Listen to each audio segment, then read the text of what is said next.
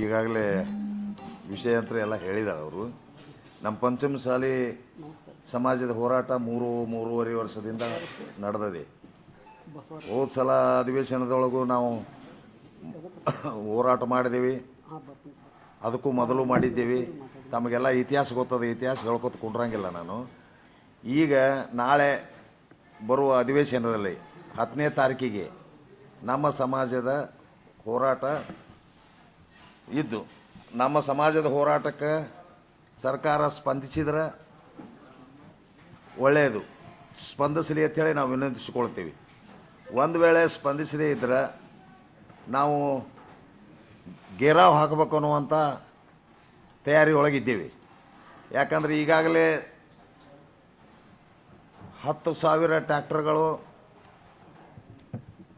ಮತ್ತು 15ರಿಂದ 20 ಲಕ್ಷ ಜನ ಕೂಡುವ ನಿರೀಕ್ಷೆ ಇದೆ. ನಮ್ಮ ಜಿಲ್ಲೆಯಿಂದ 500 ಟ್ರ್ಯಾಕ್ಟರು ಎಲ್ಲ ತಾಲೂಕುಗಳು ಕೂಡಿ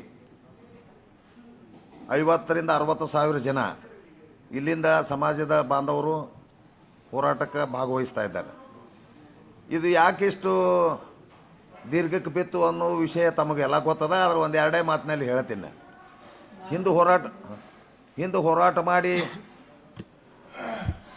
ಹಿಂದಿನ ಸರ್ಕಾರ ಇದ್ದಾಗ ಅವರು ಹಿಂಗೆ ಹೇಳ್ಕೋತ ಬಂದು ತುದಿಗೆ ಬಂದು ಇದು ಅನಿವಾರ್ಯ ಆಕತ್ತೆ, ನಾವು ಕೊಡಲೇಬೇಕಾಗೋ ಅನ್ನೋಂಥ ವಿಚಾರದಿಂದ ಲಾಸ್ಟಕ್ಕೆ 2-3 ತಿಂಗಳು 1 ತಿಂಗಳು ಇರ್ತಾ ಬಂದು 2D ಅಂಥೇಳಿ ಒಂದು ಇದು ಕೊಟ್ಟರು. 2D ಕೊಟ್ರಂದ್ರೆ ಅದು ಸಮಾಧಾನಕರ ಬಹುಮಾನ. ನಮಗೆ ಸಮಾಧಾನ ಇದ್ದೆ, ಪೂರಾ ಇಲ್ಲ ಅಂದರೂ ಸಹಿತ ಸಮಾಧಾನಕರ ಬಹುಮಾನ ಇತ್ತು. ಸ್ವಲ್ಪ ಪಟ್ಟಿಗೆ ಒಂದು ಹೆಜ್ಜೆ ಮುಂದೆ ಬಂದಿದ್ದರು, ನಮ್ಮನ್ನೆಲ್ಲ ಹಿಂದುಳಿದ ಲಿಸ್ಟಿನೊಳಗೆ ಬರುವಂಗೆ ಮಾಡಿದರು. ಅದಕ್ಕೆ ನಾವು ಸಮಾಧಾನಕರ ಐತಿ, ಮತ್ತೆ ಮುಂದಿನ ಹೆಚ್ಚಿನ ಬೇಡಿಕೆಗಳನ್ನು ಮುಂದೆ ಮಾಡೋಣ ಅಂಥೇಳಿ ನಾವು ಒಪ್ಕೊಂಡಿದ್ದೀವಿ. ಒಪ್ಕೊಂಡ ಬಳಕನೂ ಅದು ಏನಾಯಿತು, ಕೆಲವರು ರಾಜಕೀಯ ಮಾಡಿದರು, ಅದರೊಳಗೂ ಭಿನ್ನಾಭಿಪ್ರಾಯ ಮಾಡಿದರು. ಇಲ್ಲ ಅದು ಏನು ಸರಿ ಇಲ್ಲ ಹಂಗೆ ಹಿಂಗೆ ಅಂತಂದು ಹೀಗಾಗಿ ಅದು ಕೋರ್ಟಿಗೆ ಹೋಯ್ತು. ಮತ್ತು ಕೋರ್ಟಿಗೆ ಹೋಗಿ ಬಿದ್ದ ಬಳಕ ಆ 2Dನೂ ಆಗಲಿಲ್ಲ ನಮಗೆ. ನಂತರ ಸರ್ಕಾರ ಬದಲಾವಣೆ ಆಯಿತು. ನಮ್ಮ ಜನಪ್ರತಿನಿಧಿ 12 ಮಂದಿ ನಮ್ಮ ಸಮಾಜದ ಜನಪ್ರತಿನಿಧಿಗಳು ಬಂದರು. ಆಮೇಲೆ ನಮ್ಮ ಸಮಾಜದ ಅವಲಂಬಿತರಾದಂಥ ಇನ್ನೂ 20-30 ಶಾಸಕರು ಬಂದರು. ಆ ಟೈಮ್ದಾಗ ಎಲ್ಲರಿಗೂ ಅನುಕೂಲ ಆಯಿತು. ಮುಂದೆ ಅವ್ರು ಏನು ಹೇಳಿದರು, ಅವಾಗ ಹಿಂದಿನ ಹೋರಾಟ ಮಾಡೋ ಹೊತ್ತಿನಾಗ ನಮ್ಮ ಸರ್ಕಾರ ಬಂದ 24 ತಾಸಿನೊಳಗೆ ನಾವು 2Aನೇ ಕೊಡಿಸ್ತೀವಿ, 2D ಗೀಡಿ ಯಾವುದು ಬೇಡ ನಮಗೆ, 2Aನೇ ಮಾಡ್ತೀವಿ ಅಂದರು. ಕುಡ್ಡಿಗೆ ಏನು ಬೇಕಾಗೈತಿ, 2 ಕಣ್ಣ. ನಮಗೆ ಬೇಕಾದದ್ದು ಅದೇ. ನೀವು ಮತ್ತು 2Aನೇ ಕುಡಿಸಿದ್ರೆ ಭಾಳ ಚಲೋ ಆಯಿತು. 2D ಏನು ಸವಲತ್ತುಗಳು ಬೇಕು ನಮಗಷ್ಟೇ. ಮತ್ತೊಬ್ಬರಿಗೆ ಎಲ್ಲ ಸಮಾಜಕ್ಕೆ ಸಿಗುವಂಥ ಸವಲತ್ತುಗಳು ನಮ್ಮ ಸಮಾಜಕ್ಕೂ ಬೇಕಂತ ಕೇಳ್ತಾ ಇದ್ದೀವಿ. ಅದ್ರ ಬಿಟ್ಟರೆ ಮತ್ತೇನಿಲ್ಲ. ಈಗ 2% ಹೆಚ್ಚು ಮಾಡಿದ್ದಾರೆ, ಇದನ್ನು ತಗೊಳ್ಳೋನು. ಮತ್ತು ಇದ್ರೊಳಗೆ ಏನಾಗಿತ್ತು ಅಂದರೆ 2Aದೊಳಗೂ 105 ಜಾತಿಗಳು ಇರೋದ್ರಿಂದ ಅಲ್ಲಿ ಭಯಂಕರ ರಶ್ ಅದ. ಅವರು ಎಲ್ಲ ಲೆಕ್ಕ ಹಾಕಿ 2D ಮಾಡಿ 2D ಒಳಗೂ ಕೆಲವು ಯಾವ 2Aದಾಗಿಲ್ಲ ಅಂತ ಎಲ್ಲ ಲಿಂಗಾಯತ ಸಮಾಜಗಳನ್ನು ಕೂಡಿಸಿ 2D ಅಂಥೇಳಿ ಮಾಡಿ ಒಂದು ಲೆಕ್ಕಾಚಾರಿ ಮಾಡಿಕೊಟ್ಟಿದ್ರು ಅವರು. ಅದು ಬ್ಯಾಡ ಅಂದ ಬಳಕ ಇದು 2A ಮಾಡಸೇ ತೀರ್ತೀವಿ ಅಂತ ಹೇಳಿ ಏನು ಎದಿತಟ್ಟಿ ಹೇಳಿದರು ನಮ್ಮ ಕಾಂಗ್ರೆಸ್ಸಿನ ಈಗಿನ ಶಾಸಕರು. ಅವಾಗ ಮಾಜಿನೂ ಇದ್ದರು, ಕೆಲವರು ಹಾಲಿನೂ ಇದ್ದರು. ಎಲ್ಲರೂ ಹೇಳಿದರು 1 ತಾಸಿನಾಗ ಕೊಡಿಸ್ತೀನಿ, 24 ತಾಸಿನಾಗ ಕೊಡಿಸ್ತೀವಿ, 1 ತಿಂಗಳದಾಗ ಕೊಡಿಸ್ತೀವಿ ಎಲ್ಲ ಹೇಳಿದರು. ಅದ್ರ ನಂತರ 2 ವರ್ಷ ಆಯ್ತನಲ್ಲ, ಹೆಚ್ಚು ಕಡಿಮೆ 2 ವರ್ಷ ಆಯಿತು. 2 ವರ್ಷದಾಗ ಒಂದು 10 ಸರಿ ಮಾಡಿದ್ರು. CM ಅವ್ರು ಭೇಟಿನೇ ಕೊಡಲಿಲ್ಲ ಇವ್ರಿಗೆ 1 ವರ್ಷ ತನ. ಹೋದ ವರ್ಷ ಜುಲ್ಮೆ ಇದ್ರೊಳಗೆ ಭೇಟಿ ಆದ ಹೊತ್ತಿನಾಗ ಯಾರೂ ಬಾಯಿ ತೆಗಿಲಕ್ಕೆ ತಯಾರಿಲ್ಲ. ಯಾರೂ ಅಲ್ಲಿ ಕಾಂಗ್ರೆಸ್ದೊಳಗೆ ಬಸನಗೌಡರು ಆಗ್ಲಕ್ಕೆ ತಯಾರಿಲ್ಲ. BJPಯಾಗ ಹೆಂಗೆ ಬಸನಗೌಡರು ಸಮಾಜದ ಹೋರಾಟಕ್ಕೆ ಮುಂದಾಗಿದ್ದರು, ಹಾಗೆ ಒಬ್ಬರು ಬಸನಗೌಡರು ಆಗ್ಲಕ್ಕೆ ತಯಾರಿಲ್ಲ. ಎಲ್ಲರೂ ಹಿಂದೆ ಕೂತೇ ಹೇಳೋರು, ಅವ್ರ ಮರ್ಜಿನೇ ಕಾಯೋರು. ಈ ದೃಷ್ಟಿಯಿಂದ ಅದು ಕೆಲಸ ನಮ್ಮದು ಅವರು ಸರ್ಕಾರಕ್ಕೆ ಮುಟ್ಟಿಲ್ಲ, ಒತ್ತಡ ಸರ್ಕಾರಕ್ಕೆ ಸರಿಯಾಗಿ ಮುಟ್ಟಿಲ್ಲ. ಯಾಕಂದರೆ ಇವರೇ ಸಮಾಜಕ್ಕೊಂದು ಹೇಳ್ತಾರೆ, ಒಳಗೊಂದು ಹೇಳ್ತಾರೆ, ಸಮಾಜಕ್ಕೊಂದು ಹೇಳ್ತಾರೆ, ನಾವೆಲ್ಲ ಸಮಾಧಾನ ಮಾಡ್ತೇವೆ ಅಂತ ಹೇಳ್ತಾರೆ. ಏನು ಸಮಾಧಾನ ಮಾಡ್ತಾರೆ, ನಮಗೆ ಬೇಕಾದದ್ದು ಮೀಸಲಾತಿ. ಅದಕ್ಕೆ ಈಗಂತರೂ ಜನರು ಒತ್ತಾಯಕ್ಕೆ ಈ ಎಲ್ಲ ಶಾಸಕರು ಯಾರೂ ವಿರೋಧ ಅಂತರೂ ಮಾತಾಡೋದಿಲ್ಲ, ಕೆಲಸ ಮಾಡೋಂಗಿಲ್ಲ ಈ ಪರಿಸ್ಥಿತಿ ಒಳಗೆ. ಯಾಕಂದರೆ ಇವರೆಲ್ಲರೂ ಸಮಾಜದ ಬೆಂಬಲದಿಂದ ಆರಿಸಿ ಬಂದಾರೆ. ಇವ್ರು ಎಷ್ಟೆಷ್ಟರೊಳಗೆ ಬೀಳ್ತಿದ್ರು, ಈ ಸಲ ಹೆಂಗೆ ಆರಿಸಿ ಬಂದರು ಇಷ್ಟು ಜನ ಮತ್ತು ಸಮಾಜ ಅವ್ರಿಗೆ ಎತ್ತಿ ಹಿಡ್ದೈತಿ ಅನ್ನೋದು ವಿಚಾರ ಮಾಡಿಕೊಂಡು ಸಮಾಜದ ಕೆಲಸ ಉಳಿದ ಸಮಾಜಕ್ಕೆ ಅನ್ಯಾಯ ಮಾಡತ್ತೆ ಹೇಳಂಗಿಲ್ಲ ನಾವು. ಅದೇನೋ ನೆವ ಹೇಳ್ಕೊತ ಬರ್ತಿರ್ತಾರೆ. ನಮ್ಮ ಸಮಾಜಕ್ಕೆ ಏನು ಕೊಡಬೇಕಾಗೈತಿ ಅಷ್ಟು ಕೊಡ್ರಿ. ಅವ್ರಿಗೂ ಸ್ವಲ್ಪ ಉದ್ಯೋಗದೊಳಗೆ ಶಿಕ್ಷಣದೊಳಗೆ ಅದಕ್ಕೆ ಅವಕಾಶ ಮಾಡಿಕೊಡ್ರಿ ಅಂತ ಹೇಳಿ ಕೇಳ್ತಾ ಇದ್ದೀವಿ. ಇದು ಭಾಳ ದಿವಸದಿಂದ ಅದ. ಮತ್ತು ನಾವೇ ಕೇಳಲಿಲ್ಲ, ನಾವೇ ನಮ್ಮ ಅಧಿಕಾರದ ಆಸೆಕ್ಕಾಗಿ ನಮಗೆ ಸ್ಥಾನಮಾನಗಳ ಆಸೆಕ್ಕಾಗಿ ನಾವು ಬಾಯಿ ಮುಚ್ಕೊಂಡು ಕೂತ್ರ ಯಾರು ಕೊಡ್ತಾರೆ ರೀ? ಅದಕ್ಕೆ ಬಸನಗೌಡರು ಏನು ಮಾಡಿದ್ರು, ಇದು ಮುಗಿದ ನಂತರ ಹೊಸ ಸರ್ಕಾರ ಬರೋಣ ಅವನು 6 ತಿಂಗಳು ಇದಕ್ಕೆ ಮೀಟಿಂಗ್ಗೆ ಬರಲಿಲ್ಲ, ಅವ್ರು ಸನ್ನೆನೇ ಬರಲಿಲ್ಲ. ಯಾಕಂದ್ರೆ ಸರ್ಕಾರ ಆಗೈತಿ ಮತ್ತು ಅಲ್ಲಿ 12 ಮಂದಿ MLA ಅದಾರ ಮಾಡ್ತಾರ ಅಂಥೇಳಿ ಅವರು ಬಿಟ್ಟರು. ಇವ್ರು ಯಾರೂ ಧ್ವನಿನೇ ಎತ್ತಲಿಲ್ಲ. ಮುಂದೆ ಸಮಾಜದವ್ರು ಎಲ್ಲರೂ ಕೂಡಿ ಬೆಳಗಾವದೊಳಗೆ ಇದು ಬಸನಗೌಡರು ಹೊರತ ಅನಿವಾರ್ಯ ಅಂಥೇಳಿ ಬಸನಗೌಡ್ರಿಗೆ ಹೋಗಿ ಗುರುಗಳನ್ನ ಕರ್ಕೊಂಡು ಹೋಗಿ ಬಸನಗೌಡ್ರಿಗೆ ಕರ್ಕೊಂಡು ಮತ್ತೆ ತಿರುಗಿ ನೀವು ಎದಿಗೆ ಇದರೊಳಗೆ ಹೋರಾಟದೊಳಗೆ ಭಾಗವಹಿಸದೇ ಇದ್ದರೆ ನಮ್ಮ ಉಳಿಗಾಲಿಲ್ಲ, ನಮ್ಮ ಕೆಲಸ ಆಗೋದಿಲ್ಲ ಅಂಥೇಳಿ ಒತ್ತಾಯ ಮಾಡಿದಾಗ ಅವರು ಹೇಳಿದ್ರು, ನಾ ಇರ್ತೀನಿ, ನಾನಂತರೂ ವಿರೋಧ ಪಕ್ಷದಾಗ ಅದೇ ಇದೀನಿ, ನಾ ಮಾತಾಡತ್ತೀನಿ, ನೀವು ತಯಾರಾಗಿ ನಿಮ್ಮ ಸಮಾಜ, ಯಾಕಂದ್ರೆ ಸರ್ಕಾರಕ್ಕೆ ಒತ್ತಡ ಬೀಳಬೇಕಂದ್ರೆ ಒಳಗಿದ್ದವ್ರು ರೂಲಿಂಗ್ದವ್ರು ಇದ್ದವ್ರೆ ಪ್ರೆಷರ್ ಮಾಡಿದ್ರೆ ಬೀಳ್ತದೆ. ಮತ್ತು ನೀವೇ ಧ್ವನಿ ಎತ್ತಲಿಲ್ಲ ಅಂದ್ರೆ ನಮಗೆ ವಿರೋಧ ಪಕ್ಷಗಳಿಗೆ ಏನು ಉತ್ತರ ಕೊಡಬೇಕು ಒಟ್ಟು ಕಳಿಸ್ತಾರೆ ಅವರು. ಇಟ್ಟೇ ಆಗ್ತದನ ನಾ ಇಲ್ಲ, ಕೆಲವ್ರು ಮಾಡ್ತೀವಿ ಅಂದರು, ಕೆಲವ್ರಿಗಿಲ್ಲ ಅಂದರು, ಏನೇನೋ ಬರಲಿಲ್ಲ, ಅದು ಹಂಗಾಯ್ತು ಹಿಂಗಾಯ್ತು 2D ಮಾಡಿದ್ರು, ಇದು ಆಯಿತು, ಏನೇನೋ ಕತೆ ಹೇಳ್ಕೊತ ಬಂದರು. ಅದಕ್ಕೆ ಈಗ ಸಮಾಜ ಏನಾಗ್ಯದ್ರಿ, ಯಾರು ನಮ್ಮವ್ರ ನಮ್ಮ ಕೆಲಸ ಮಾಡ್ತಾರೆ, ನಮಗೆ ಪಕ್ಷ ಸಂಬಂಧ ಇಲ್ಲ ಸಮಾಜಕ್ಕೆ, ಯಾರು ನಮ್ಮ ಸಮಾಜದ ಸಲುವಾಗಿ ದುಡಿತಾರೆ ಅವ್ರು ಬೆನ್ನೆಲುಬಾಗಿರ್ತದೆ. ಈಗ ನಾವು ಪಾಠಕ್ಕೆ ಅವ್ರಿಗೆ ಯಾವಾಗ ಯಾರ್ಯಾರಿಗೆ ಪಾಠ ಕಲಿಸ್ಬೇಕು ಅನ್ನೋದು ಕಲಿಸ್ತಾರೆ. ಅದಕ್ಕೆ ತಾವು ಸಮಾಜದ ಋಣ ತೀರಿಸ್ಬೇಕಾದ್ರೆ ಎಲ್ಲರೂ ಒಕ್ಕಟ್ಟಾಗಿ, ನೀವೇನ ಬಿಟ್ಟು ಹೋಗ್ತೀನಿ ಬೇರೆ ಪಕ್ಷ ಮಾಡ್ತೀನಿ ಅಂತ ಹೇಳಂಗಿಲ್ಲ. ನಮ್ಮ ಸಮಾಜಕ್ಕೆ ಒಂದು ಅನುಕೂಲ ಮಾಡಿ ಕೊಡು ಅಂತ ಹೇಳೋದೈತಿ. ಇದ್ರಾಗ ಏನು ತಪ್ಪದ? ಏನದ ಹೊರಗೆ ಹಾಕಿಬಿಡ್ತಾರೆ ಏಕ್ದಮ್. ಅದಕ್ಕೆ ಜನಪ್ರತಿನಿಧಿಗಳು ಮುಂದಾಗಿ ನೀವು ಮಾಡದೇ ಇದ್ರೆ ನಮ್ಮ ಸಮಾಜದ ಜನರ ಭಾವನೆಯೊಳಗೆ ಏನು ಬರ್ತದ, ಇವರು ತಮ್ಮ ಸ್ವಾರ್ಥಕ್ಕಾಗಿ ತಮ್ಮ ಸ್ಥಾನಮಾನಗಳಿಗಾಗಿ ಧ್ವನಿ ಎತ್ತಂಗಿಲ್ಲ.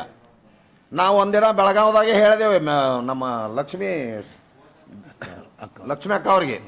ಅಕ್ಕ ಅವ್ರ ನೀವು 6 ತಿಂಗಳಾಯ್ತು ಬಂದು, ಅವತ್ತು ಸವದತ್ತಿ ಒಳಗೆ ಹೇಳಿದ್ರಿ 24 ತಾಸಿನೊಳಗೆ ನಾ ಕುಡಿಸ್ತೀನಿ ಅಣ್ಣ, ನಮ್ಮ ಜನ ಭಾಳ ತೊಂದರೆ ಒಳಗದಾರ ಅಂತ ಹೇಳಿದ್ರಿ. ಈಗ ಗೊತ್ತಾಗಲಿಲ್ಲವ, 6 ತಿಂಗಳಾಯ್ತು ತೊಂದರೆ ಒಳಗಿಲ್ಲವ, ಮತ್ತು ನಿಮಗೇನು ಧ್ವನಿ ಎತ್ತಲಕ್ಕೆ ಆಗೋದಿಲ್ಲ. ನೀವು ಇಬ್ಬರು ಮಂತ್ರಿ ಅದಿರಿ, ನಮ್ಮವರು ಶಿವಾನಂದ ಪಾಟೀಲ್ರು ಲಕ್ಷ್ಮೀ ಹೆಬ್ಬಾಳ್ಕರ್ ಅವರು ಇಬ್ಬರು ಮಂತ್ರಿಗಳು ಎಲ್ಲನೂ ಕರ್ಕೊಂಡು ಹೋಗಿ ನಿತ್ರ ನನ್ನ ಅನಿಸಿಕೆ 1 ತಾಸಿನಾಗ ಕೊಡ್ತಾರತ್ತ. ಮತ್ತು ನೀವು ಎದ್ದೇ ನಿಂದಿರಲಿಲ್ಲ, ಕೇಳಲಿಲ್ಲ ಅಂದ್ರೆ ಸಮಾಜ ಕಡೆಗಣಿಸಿ ನೀವು ನಿಮ್ಮ ಸ್ವಾರ್ಥಕ್ಕಾಗಿ ಹೋದ್ರೆ ಅವ್ರು ಯಾಕೆ ಕೊಡ್ತಾರೆ? ಅದಕ್ಕೆ ನಾನು ಇಲ್ರಿ ಕಾಕ ಮಾಡ್ಯಾವೆಲ್ಲ ಹಂಗೆ ಹಿಂಗೆ ಏನೋ ಹೇಳಿದ್ರು. ನನಗೆ ಅವ್ರಿಗೇನು ತೊಂದರೆ ಐತೋ ಏನೋ ನನಗೆ ಗೊತ್ತಿಲ್ಲ. ಆದರೆ ಈಗ ನಾ ಏನದು, ನಿಮ್ಮ ತೊಂದರೆ ಇದ್ದೇ ಇರ್ತಾವೆ. ಜನರು ನಿಮಗೆ ಯಾವಾಗ ಆಶೀರ್ವಾದ ಮಾಡೋಕೆ ಮಾಡ್ತಾರೆ, ಯಾವಾಗ ನಿಮಗೆ ಪೆಟ್ಟು ಕೊಡ್ಬೇಕು ಕೊಟ್ಟೆ ಕೊಡ್ತಾರೆ. ಜನರ ನ್ಯಾಯ ಬೇರೆನೇ ಅದ. ಯಾರು ಹೇಳಿದ್ರು ಪಕ್ಷ ಎತ್ತಿ ಹಿಡಿಬೋದು ನಿಮ್ಮನ್ನ, ಆದರೆ ಜನರು ಹಂಗಿಲ್ಲ. ಜನರು ನೀವು ಕೆಲಸ ಮಾಡಿದ್ರೆ ಅಂದ್ರೆ ನಿಮ್ಮನ್ನ ಎತ್ತಿ ಹಿಡಿತಾರೆ. ಆ ದೃಷ್ಟಿಯಿಂದ ಇವತ್ತು ನಮ್ಮದು ಒಂದು ವಿನಂತಿ ಏನದ, ಎಲ್ಲ ಸಮಾಜದ ಶಾಸಕರು ಮತ್ತು ನಮ್ಮ ಸಮಾಜದ ಹೆಲ್ಪ್ ತೊಗೊಂಡು ಏನು ಆರಿಸಿ ಬಂದಾರ ಆ ಶಾಸಕರು ದನಿ ಕೂಡಿಸ್ಬೇಕು ಅಂತ ನಮ್ಮ ವಿನಂತಿ ಅದ. ಈಗ ಉದಾಹರಣೆಗೆ ನಾಗಠಾಣದೊಳಗೆ 60,000 ರಿಂದ 70,000 ನಮ್ಮ ಓಟ್ ಅದಾವೆ. ಅವ್ರ ಆಶೀರ್ವಾದದಿಂದ ಇವ್ರು ಬಂದಾರ, ಯಾರೇ ಇರಲಿ, ಕಾಂಗ್ರೆಸ್ ಇರಲಿ BJP ಇರಲಿ, ಇಂಡಿಯಾ ಅವರು ಮತ್ತು ತಾವು ಯಾವಾಗಾದರೂ ಕರೆದ ಮೀಟಿಂಗ್ನಾಗ ಹೇಳ್ಯಾರ, ನಾವು ನಿಮ್ಮ ಸಮಾಜದ ಹೋರಾಟದೊಳಗೆ ನಾವು ನಿಮಗೆ ಪ್ರತಿನಿಧಿಸ್ತೀವಿ, ನಾವು ಒತ್ತಡ ಮಾಡ್ತೀವಿ ಅಂತ ಹೇಳ್ಯಾರ. ಹಂಗೆ ಎಲ್ಲರೂ ಸಮಾಜದವರು. ನಾವೇನು ಉಳ್ದವ್ರದ್ದೆಲ್ಲ ಕಸದ ಕೊಡುವತ್ತಂತರೂ ಹೇಳಿಲ್ಲ, ನಮಗೂ ಸ್ವಲ್ಪ ಕೊಡ್ರಿ. ನಮ್ಮಲ್ಲಿನೂ ಶಿಕ್ಷಣದಾಗ ಬಡವರು ಅದಾರ, ಭಾಳ ಕೆಟ್ಟ ಪರಿಸ್ಥಿತಿ ಇದೆ, ಮಾಡ್ರಿ ಅಂತ ಕೇಳಾಕತ್ತೀವಿ. ಅದಕ್ಕೆ ಸುಮ್ಮನೆ ಏನಾರ ಕತ್ತಿ ಕಟ್ಟೋದು, ಬಸನಗೌಡರು ಅದಾಯ್ತು ಇದಾಯಿತು ನಾವು ಹಿಂಗಾಯ್ತು, ನೀವು ಮಾಡಿರಿ. ನಮ್ಮ ಅಧ್ಯಕ್ಷರು ಈಗ ಏನಪ್ಪ ದೇವ್ರ ಬುದ್ಧಿ ಕೊಟ್ಟಂಗೆ ಕಾಣಿಸ್ತದೆ, ನನಗನ್ನಿಸ್ತತಿ. ನಾಳೆ ಬರೋರು 10ನೇ ತಾರೀಕಿನೊಟ್ಟಿಗೆ ಒಳ್ಳೆ ಬುದ್ಧಿ ಕೊಡಲಿ ಅಂಥೇಳಿ ನಾವು ಬಯಸ್ತೀನಿ. ಯಾಕಂದ್ರೆ ನೀವೆಲ್ಲ ಹೋರಾಟ ಮಾಡಿದ್ರೆ ಸಮಾಜ ಎತ್ತಿ ಹಿಡಿತೈತಿ. ಸಮಾಜಕ್ಕೆ ಒಂದು ಗುರುಗಳು ಮಠ ಇಲ್ಲ, ಮನೆ ಇಲ್ಲ, ಎಲ್ಲಿ ಊಟ ಎಲ್ಲಿ ನೀರು, ಯಾರು ರಾತ್ರಿ ಹೋಗ್ತಾರೋ, ಎಲ್ಲಿ ಮನ್ಯಾಗ ಮನಗ್ತಾರೋ, ಚಪ್ರದಾಗಿರ್ತಾರೋ ಗೊತ್ತಿಲ್ಲ. 4 ವರ್ಷ ಆಯ್ತು ತಿರುಗಲಾಕತ್ಯಾರ. ಮತ್ತು ನೀವು ಅವರು ಶಾಪ್ ಹತ್ತೋದು ನಿಮಗೆ ಈ ನಮೂನಿ ಮಾಡಿದ್ರೆ ಅಂದ್ರೆ.